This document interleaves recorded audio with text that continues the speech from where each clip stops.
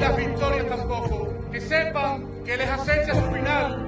Que sepan que el pueblo valiente, como el pueblo de Cataluña, el pueblo de Andalucía o el resto de pueblos del Estado español, nos uniremos con la soberanía de los pueblos.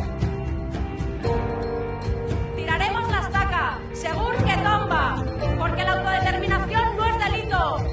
Las personas exiliadas a casa, los presos y las presas políticas, libertad. Compañeros y hermanas, no pasarán, venceremos.